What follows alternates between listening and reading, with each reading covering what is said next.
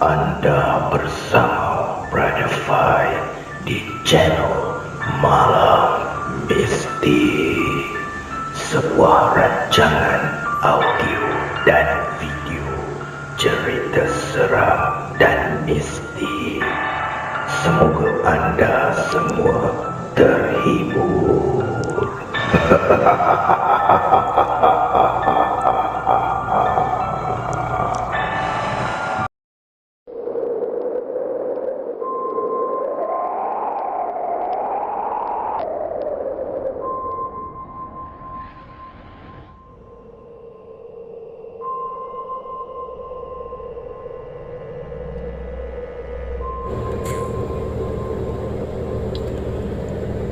Para pendengar Malam Mistik, pada malam ini Brother Fai akan kongsikan kepada anda kisah yang datangnya daripada Larry Raphael. Kisah yang bertajuk Kumantong 10.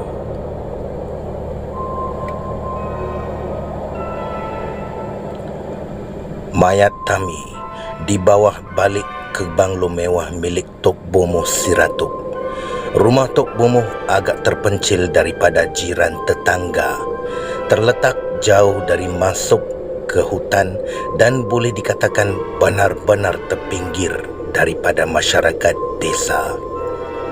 Jarang sekali orang kampung ke sana kerana Siratuk adalah orang yang menyeramkan dan penuh misteri. Kawasan rumahnya terlalu sepi. Dia tidak memelihara anjing, kucing, bahkan ayam. Memang Siratuk dan Tami adalah keluarga yang senang, yang serba misteri, dan orang kampung memang benar-benar menyisihkan mereka kerana hal-hal aneh yang mereka lakukan.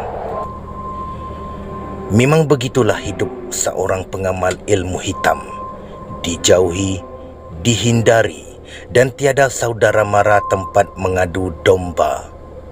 Siratuk, seorang yang kaya raya, cuma dikunjungi oleh mereka yang mahu datang berubat kepadanya. Semuanya siap beres dikerjakan oleh Siratuk, asal saja harganya sanggup dibayar oleh mereka.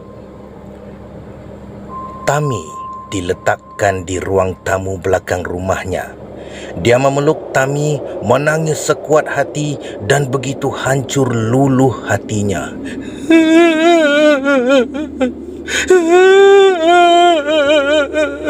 Tami.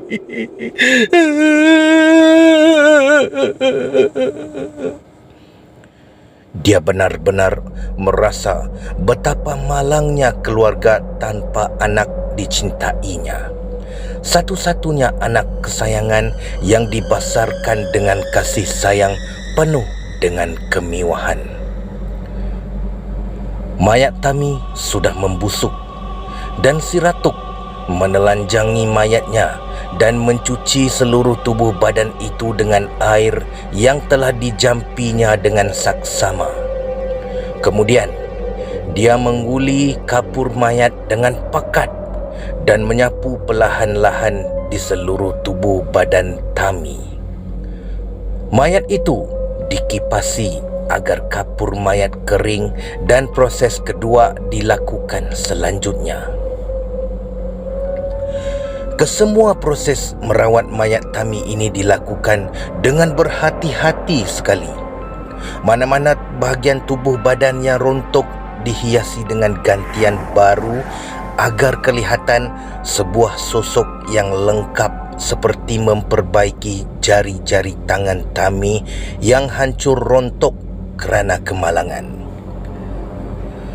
Proses menghiasi indah kembali susuk tubuh badan Tami ini dilakukan seharian. Selama seharian itulah makhluk-makhluk gaib yang menyeramkan memandang kerja tangan Siratuk dari luar jendela rumah. Kumantong, Pontianak, hantu tinggi, Balan-balan berdiam diri melihat Tok Guru Siratuk yang begitu tekun sekali memperindahkan tubuh badan Tami yang rosak dan kembang kerana membusuk. Setelah selesai, mayat itu disimpan dalam bilik khas dan dupa kemian dibakarkan untuk mengurangkan bau mayat yang masih kuat terhidu. Siratuk tertidur seharian kerana penat. Dia terbangun apabila makhluk kumantong datang mengejutkan dia yang ada tetamu datang menziarahi Siratuk. Sebenarnya bukan menziarahi, tetapi berubat. Malam itu, Siratuk bermeditasi untuk mengetahui di mana rohnya Tami.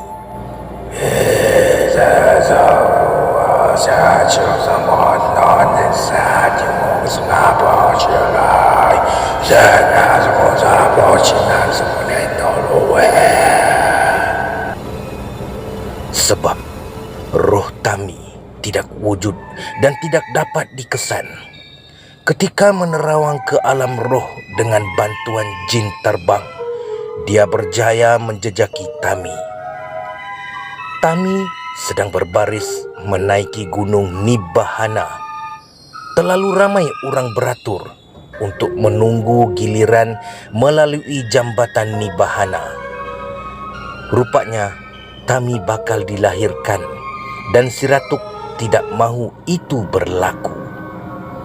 Dalam keadaan hipnosis, Tami bergerak tidak menghiraukan sesiapa pun di laluan padat roh manusia itu.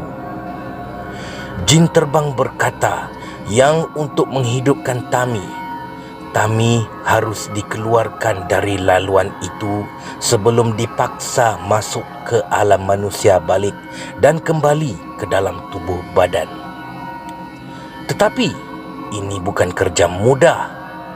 Malaikat neraka adalah pegawai hantu yang gagah dan tangkas berlawan jika ada makhluk roh dan semangat yang cuba memberontak.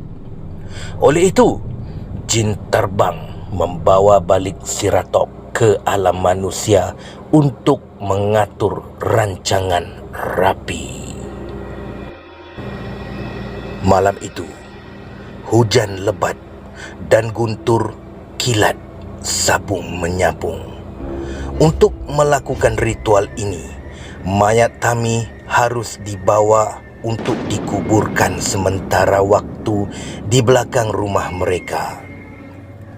Persiapan rapi telah dibuat oleh Siratuk agar anak kesayangannya bangun dari kematian kekal.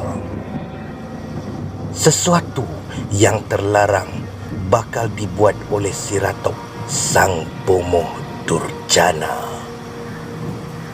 Hujan membasahi malam yang pakat dan angin bertiup kencang. Siratok mengorek lubang kubur setinggi sekaki dalam dan mencapakkan mayat Tami di sana sebelum menimbusinya.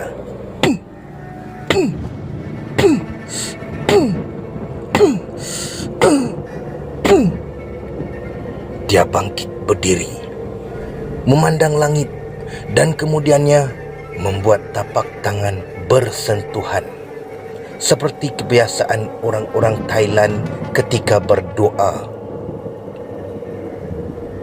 Dia bangkit berdiri, mengambil tasbih Budanya yang berkepala rumbai dan membaca mentera-mentera suci pemanggilan. Tiada siapa di situ. Bahkan tiada manusia yang bersembunyi melihat dia. Dengan suara yang kuat, perlahan-lahan dia mengangkat tangannya ke udara dan tapak tangan menghadap ke langit. Salam kepada saudara-saudari dari pintu dewa. Aku menyeru anakku Tami pulang ke sini dan hiduplah dia atas pertolongan kalian. Angin ribut mengencang dan meniup Siratok dengan kuat. Nyaris-nyaris saja Siratok terjatuh, namun tongkat sakti yang dipautnya dengan kuat telah dipacak dalam-dalam dan sebelah kiri tangannya memegang erat. Bumi bergagar kerana gempa dan kilat menembak ke pokok-pokok di mana saja. Di langit, Tami baru saja mencapai tangga akhir sebelum memasuki gua Nibbana. Tiba-tiba dia lenyap dan langit merekah seperti pecah. Para malaikat yang menjaga tangga ke gua abadi terkejut dan mereka cuba terbang ke rekahan itu, tetapi tertutup rapat secara gaib dan menghilang. Makhluk-makhluk itu kehairanan dan berpandangan sesama mereka. Mereka tidak pernah melihat sesuatu yang ganjil seperti itu, manakala Siratok. Selepas saja rekahan itu terbuka, Siratok dengan cepat menarik tangan Tami keluar dari lubang itu. Kemudian dia memotong tapak tangannya dengan pisau dan darah bercucuran jatuh. Darah itu dilemparkan ke arah rekahan lubang tersebut dan melafazkan mantra kutuk mengunci alam abadi ke alam manusia yang dengan berani dia pecahkan sebentar tadi. Pintu itu pecah dan terkunci rapat kembali. Tok Guru Long Sri Samanyuka tergamam dalam visinya. Rupa-rupanya Maha Guru Siratok bukan calang-calang amalannya, sampai dia boleh melakukan perkara terlarang antara keabadian dan alam manusia, sesuatu yang dianggap berdosa fatal. Kemampuannya adalah sesuatu luar jangkaan. Terdengar suara bergema. Siratok, perbuatan kamu adalah dosa. Dosa yang tidak terampunkan. Kamu melanggar citra dan Nibbana, dan kamu akan mendapat karmanya. Suara itu melenyap bersama angin kencang, dan Siratok menuju ke lubang kubur di mana dia menanam mayat Tami sebentar tadi. Dia mengambil tongkat saktinya dan memukul kubur becak lumpur itu sebanyak 3 kali. Tidak lama kemudian, ada tangan keluar dan Siratok menariknya, dan Tami bangkit dalam keadaan sangat sempurna seperti asalnya. Berpelukanlah anak beranak pengamal setan itu di sana, menangis teresak-esak kehibaan. Demikianlah kasih sayang seorang ayah bernama Siratok. Kita akan bersambung ke Kumantong yang ke-11. Terima kasih, Brother Fai. Terima kasih kepada anda yang mendengar kisah ini. Peace, no war.